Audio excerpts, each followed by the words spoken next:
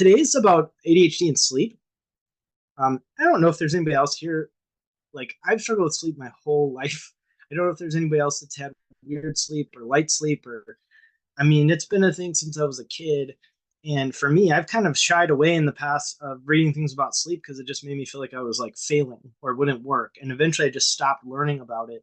And that's why I felt like this is really important. I have done one other call on sleep last year, and I really wanted to do it again. And this is going to be very different because I've done a little bit more research on the actual science of sleep and the brain structure of things and how that works. And so this is going to be a little bit different than what's used to, like, your typical here's how you sleep better. It's going to be more catered to you. And so, and just so you know, if you have sleep stuff, it's normal. 50 to 75% of people with ADHD have sleep issues. And so it's really normal. And there's multiple reasons for it. So the agenda for today is one, the science, like what happens in the brain to create sleep? What is actually the science of it? And what parts of the brain are affected? Because as I go through that, you'll probably recognize just how ADHD can affect it. And then I'm going to talk about like what's different in an ADHD brain around sleep, because as we keep doing research on this, the neuroscience for us and how things are regulated is different than someone without ADHD. And so there's a reason that 50 to 75% of us have sleep issues. And it's not just because we're staying up doing something really cool that's more interesting than sleep. There are like neurochemical reasons that sleep can, do that. And then also, this is research from a 2017 review. Insomnia in adults with ADHD is 43 to 80%. So again, if you feel like, I'm abnormal, I don't sleep well, no, you're actually in the norm for ADHD. So science, this is agenda science, what happens in the brain to create sleep, what's different in the ADHD brain from a neurochemical perspective. And then also I'm going to talk about, and this is for anybody, how to reset circadian rhythms. Because when we look at ADHD brain, the circadian rhythms a lot of times can be delayed.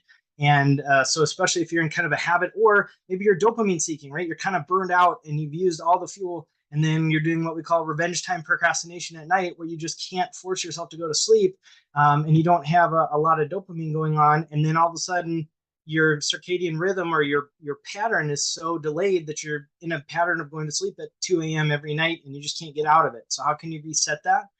And then I'm going to go through like ADHD specific things to note and just some facts around that, some normal stuff, some things you can do about it. So this is the ADHD sleep that is specialized call. So the first thing, before the 1950s, a lot of people thought sleep was a passive activity. So the brain and the body were dormant, right? We were like, unconscious almost. And then after the 1950s, they did a lot of research and they found out that sleep's actually, like, the brain is actually really engaged in a number of activities. And this is from John Hopkins, sleep specialist. They're necessary to life and they're closely linked to quality of life. And so I know that, we all know sleep is important.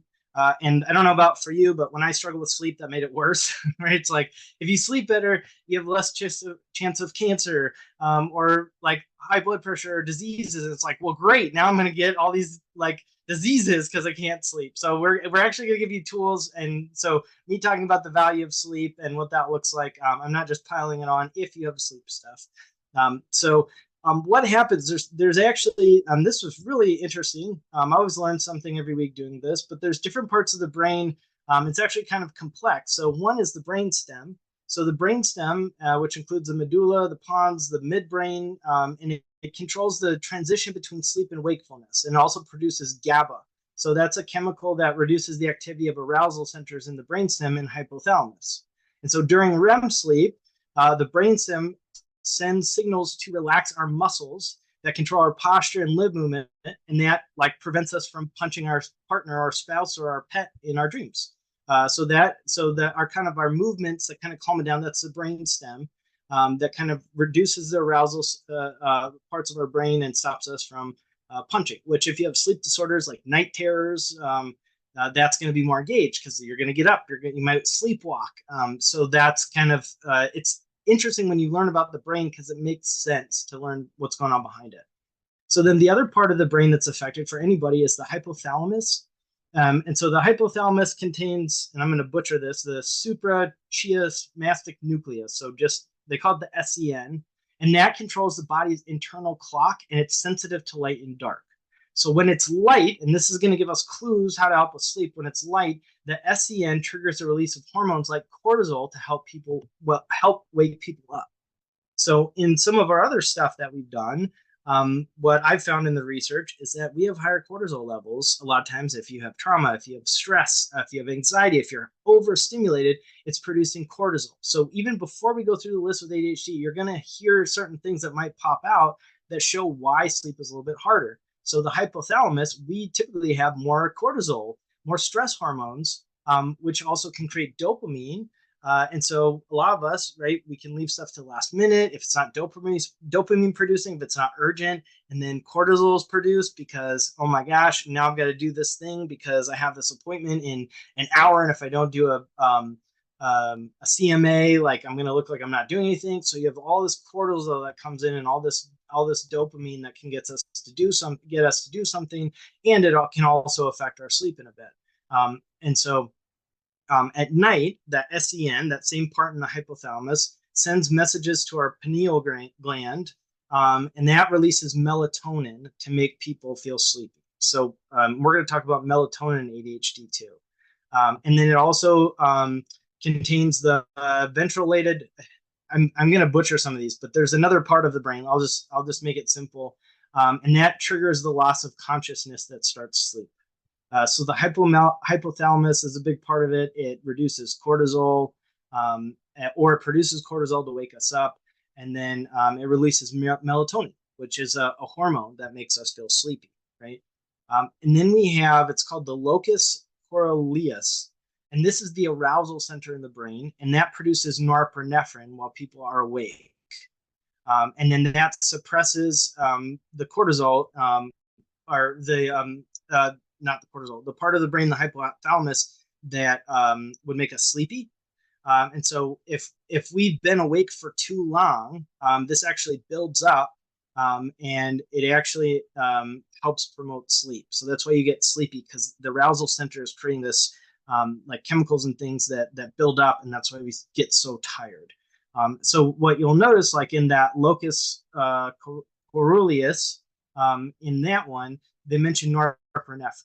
So with ADHD, we have a misregulation of norepinephrine, dopamine, a bunch of neurochemicals. So if you have trouble with sleep, this is not your fault, right? This is normal. This is absolutely normal. And there's multiple different parts of the brain that are affected by ADHD.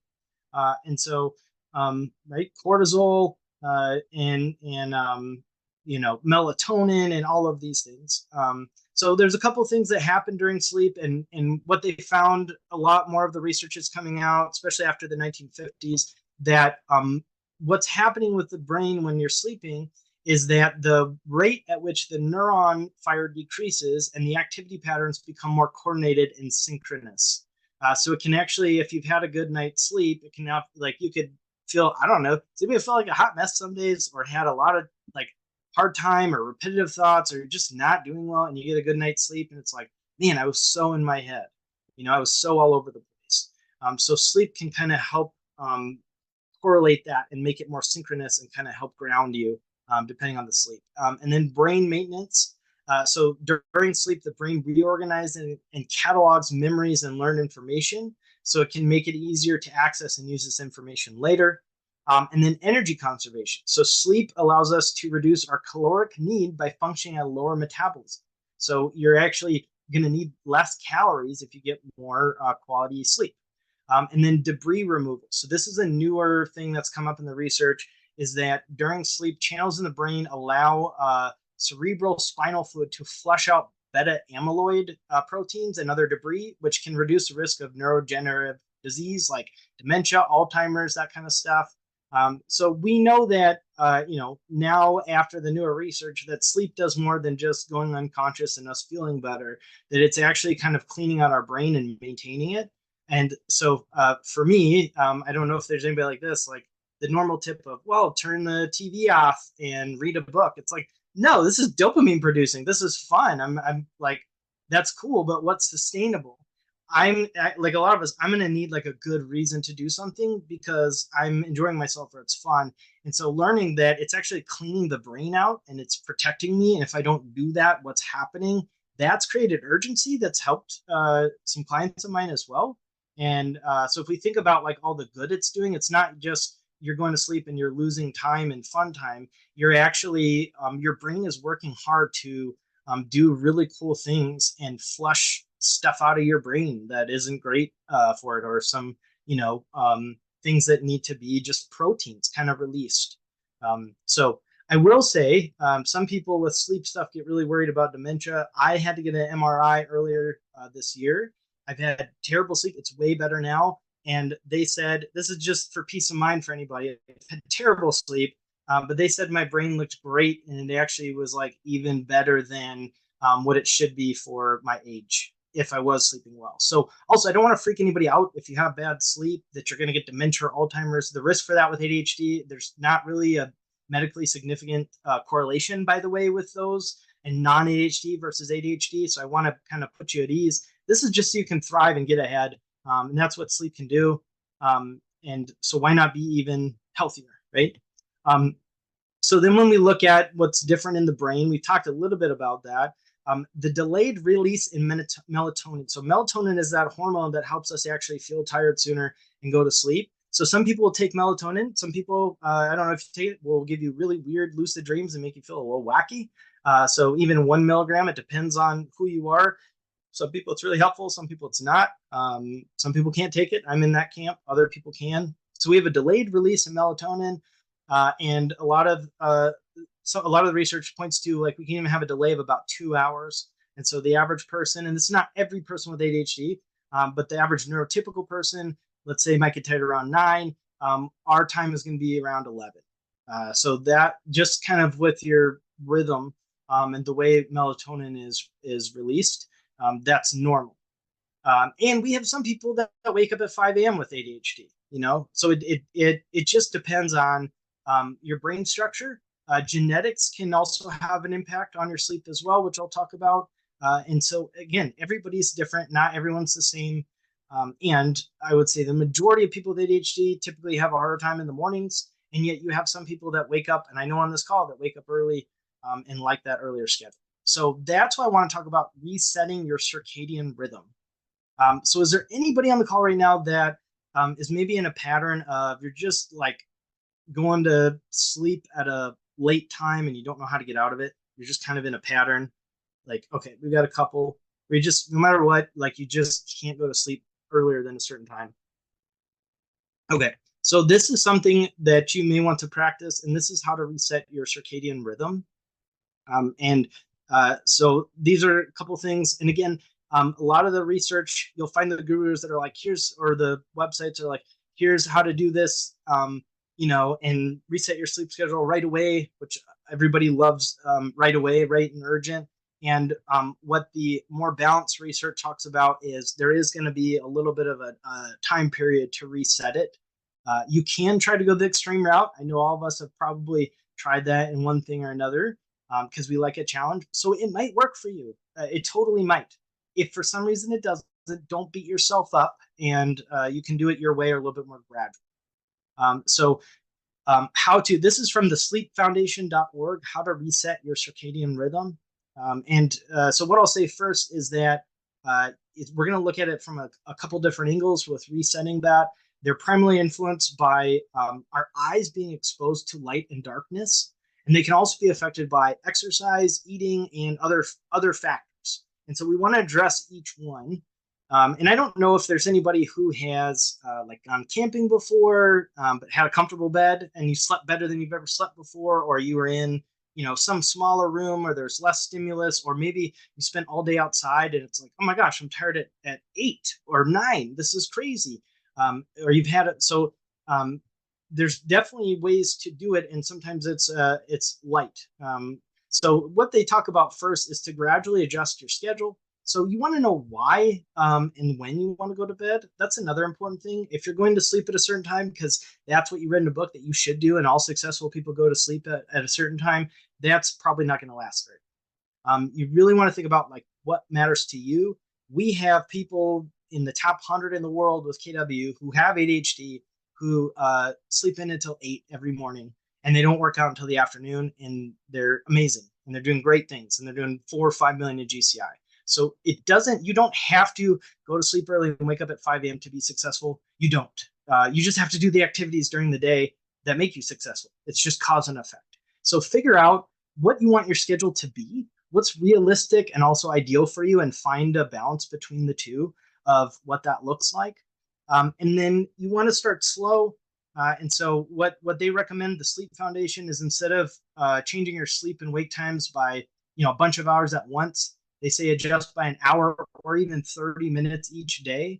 And so if you're stuck and you just can't go to sleep earlier than 2, have a goal to hit 1:30, or have a goal to hit 1. And what that's going to do is, one, it's going to give you a win and momentum instead of over and over again beating yourself up for going to bed so late. And it's also going to just gradually bring it back. So the habits that you change are not going to have to be as drastic. So if you're up late watching something, or that's your me time and everybody's quiet and kids have gone to bed or whatever, it's not like, well, now we've just ripped that whole quiet time away from you. We've just pushed it back a half an hour. And then maybe you'll get half an hour in the morning or something like that. So you can do it as gradually or as drastic as you like. They say gradual. So that's one thing.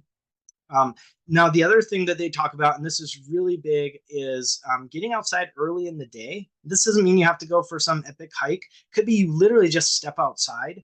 So if you can, instead of going for your phone and getting the blue light, if you can, get up before you turn on screens and just step outside literally for like 2 minutes in the sun.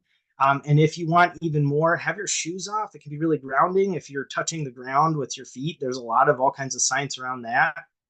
So that would be ideal. And it could be literally 2 minutes, and then you get to have your phone, and that's going to kind of just reset, because at the end of the day, like biologically, we are animals in a sense. And we are, and it's kind of neat to kind of reconnect with the cycles of the world. I don't know, like the cycles of the sun and the moon. Like, it's really good for us. And you don't have to be practicing a spiritual thing to do that. I think you can, but it's just good in general. It's like a nice thing to connect with the world and be grounded and be really present, and to just see the sun for the first thing and say, hey, and before bed, just a quick second. And that could be really grounding for us. So morning sunlight works really well to reset circadian rhythms. And even the Sleep Foundation said, human circadian rhythms evolved in response to living on a planet with the daylight and dark nights. And so if you don't have that, like let's say you wake up really early, you are one of those 6 a.m. people or 7 a.m., or you want to do that, or you're just in a darker part of the country, you can get light therapy lamps that can be really helpful. And they can also help with seasonal affective disorder as we go into the winter time as well. So the other thing is changing your meal times. That's the other thing with resetting your circadian rhythm. And so sleep schedules, hunger, and metabolism are really closely linked to circadian rhythms. And so if you're eating meals at a later time, it can actually shift your circadian rhythms later. And if you eat breakfast right away when you wake up, and avoid late dinners, that's been helpful to shift your circadian rhythm also. Now, I want to throw a caveat in there, is that this is not the ultimate. You have to do it this way. So if you wake up and you just are not a morning breakfast person, that doesn't mean you can't reset your circadian rhythm. And so just, I always throw that out there. Watch out for absolutes. That's a red flag with anybody. If they say this is the absolute way to do it, there's no other way, you have to do this to be successful. One, that's all or nothing black and white thinking, and that's a cognitive distortion. And two, sometimes that can be from ego, or just watch out for the extremes, because there's always gray in truth, right? So if you can do some of these or you can't, it doesn't mean you're gonna totally fail or whatever. Get out in the sun, touch the ground, and then don't eat until noon. Maybe you're fasting. That's fine. So if you do eat breakfast, it is helpful to eat when you wake up, and that can help shift it as well. And then this one, I think probably a lot of us know. So caffeine, depending on how you relate to that, can disrupt sleep. So if you're doing caffeine, if you're on stimulants, some people can drink a Red Bull and go to sleep. If you're not in that camp, then what you want to do is kind of see what your timing is. For me, if I take stimulants after 2:33, then I'm probably gonna have a hard time going to sleep. Where yours might be noon or yours might be 6. So pay attention to your biology. The other thing is exercising a little bit too close to bedtime. So if you can push a little bit earlier, that's good. However, if you have a lot of anxiety and that's why you can't go to sleep, like some people want to go to sleep, but they have anxiety, going for a walk or something to kind of get that excess energy out can actually help.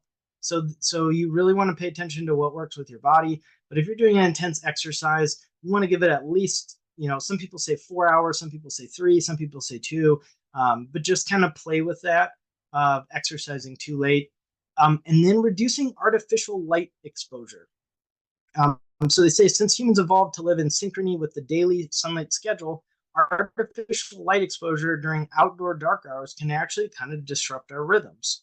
So blue light is the light that's been found to most strongly impact circadian rhythms, which can be on our phones, our TVs, our computers, our tablets. So if you can avoid those or put on, you can get like blue light glasses or on your phone. Some people, it's a comfort thing to have their phone, and it's helpful. And so, or it's like an anxiety thing and you need it, or it helps you, not get in your head before bed. Again, use your best judgment, but there are ways to set a blue light filter on your phone so you can still have it if you really need it to regulate yourself and you're not getting the blue light. So you can kind of, and they have like blue light glasses you can order on Amazon as well. And so play with that because that can help. Couple things, these are just so those are like some of the main tips. And then couple other things that can throw it off the circadian rhythm is just not getting much sunlight at all. And with ADHD, a majority of us have lower levels of vitamin D, which actually, turn the volume up on our symptoms. So sunlight is just so good for us in so many ways. So if you can just literally sit outside for 5 minutes, that's good enough. Just get a little bit more if you can. And that's just and vitamin D. Actually, they say I think it's like 5 or 10 minutes without sunscreen, but that's it. And that can give us increase our vitamin D levels. So we talked about the blue light, eating meals or snacks off schedule at inconsistent times. With ADHD, sometimes that happens. So what might be more sustainable, right? If there's too much structure, if it's too rigid, we can rebel. And so we want to give some flex. So it might be that you just have an intention where you don't eat after 7 or 8. So versus like trying to get your snacks at a set time. So there might be kind of a cutoff because that also gives your digestive system a break. Or you have something that's easy to digest, closer to bed, something like that. Or you have hot tea or something that feels like you're consuming, so it's kind of comforting, but it might not be something where your stomach has to digest. Going to sleep and waking up at inconsistent times can throw the circadian rhythm off as well. And then time zones, if you travel, that might throw it off. So those are the tips from the Sleep Foundation of how to reset your circadian rhythm. So honestly, we're just kind of reconnecting with the earth in a way. That's like the way that I took it. We're really getting back to like the basics, which I think is really helpful in limiting screens. So that's how you reset it. Couple things I want to say too about going to sleep. So if you are like with ADHD, we can have stuff with like task switching or transitions, right? From going wake time to sleep, work. So those can be a little bit harder for us. And so expecting yourself to just turn off all the phones, all the stimulus, and then just go lay and be quiet in bed, especially if you have like repetitive thoughts, isn't always the best route. As you know, I say instead of discipline, go for the path of least resistance. So some things that have been really helpful is, and we can be dopamine seeking. So if you've worked all day and you've used your discipline and your dopamine, and now you want to refuel and you want to watch something, if you have something fun that's quiet, it's so much easier. So if you have like adult coloring books or like a puzzle or a book or comics or Kindle or something that's really interesting to you or fun, we don't want to just use discipline. I think you've heard me say that before. You can, but it's not as fun. So if you have sensory stuff and you have really soft sheets that you invest in, really comfortable bedding, a bed that's really comfortable, maybe you have Christmas lights up, like whatever that looks like to you that makes you want to get in bed, light a candle, take a bath, hot tea that you like, you get to pick out tea. So maybe you have all kinds of different teas that you order and you get to pick a new one out. We're doing little dopamine producing activities instead of going from fun to discipline, fun to stopping. We want to transition into other things that create dopamine but don't have blue light and don't keep you up late. And so you also might set a goal to be in bed by a certain time doing a quiet activity and then sleep. So you might have two different intentions versus I got to be asleep at 10. It's like, okay, my goal is to be in bed by 9 and I get to do this fun thing.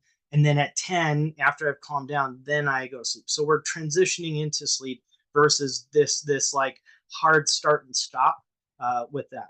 Same thing in the morning. If you have trouble getting out of bed and then there's like a breakfast that you really like, or coffee, or like some fun activity, or you walk the dog, or just something that is fun to get out of bed or dopamine producing, because we're transitioning out of this comfortable, warm bed, that's going to be helpful too. So we want to make it easy on you if we possibly can.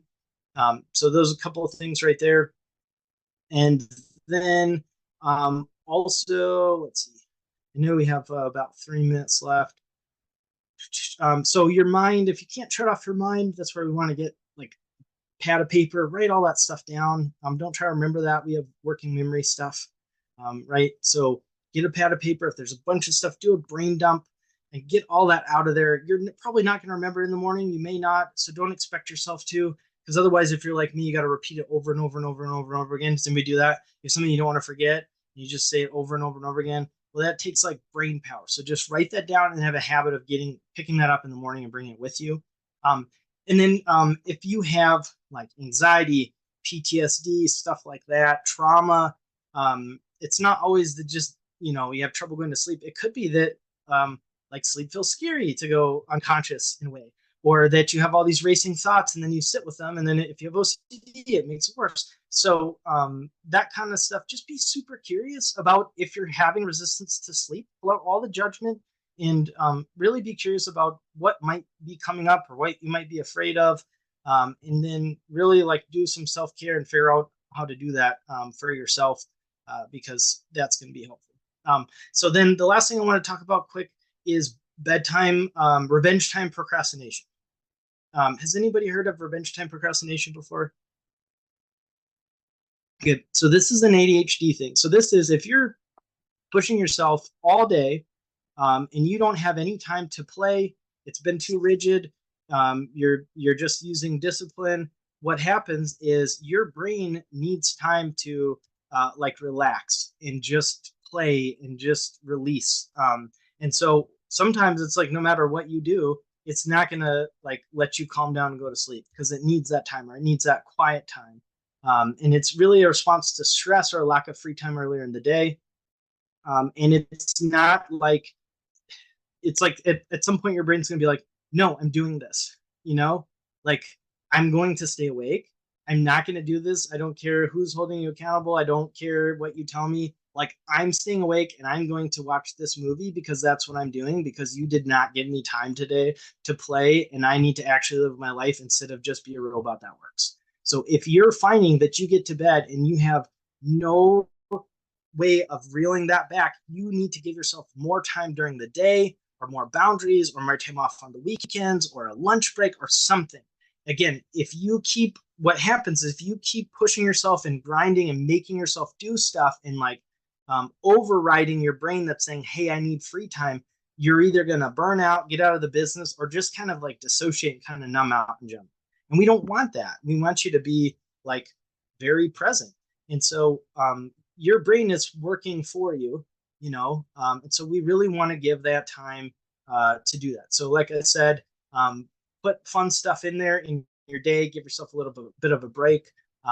You ideally have a full day off a week. If you don't have that, do 2 half days. So maybe you do an easy one to do that can feel like a weekend is Saturday 2 onward and then Sunday up through like noon or something. So you can get almost a full 24 hours in without it seeming like you're not working. If you're worried about that right now, if you're a single agent, if you're trying to have money for your kids, you do need that time off. You need time to play and pursue special interests. A lot of us neurodivergent, we have special interests, things that are hobbies, give time for hobbies. It's so good for your brain. It's so healthy, and you're going to sleep better. Because if you're feeling like your symptoms, your ADHD traits that aren't helpful are worse or holding you back, or your memory or brain fog or whatever, and then you're not getting sleep, it can kind of compound on itself.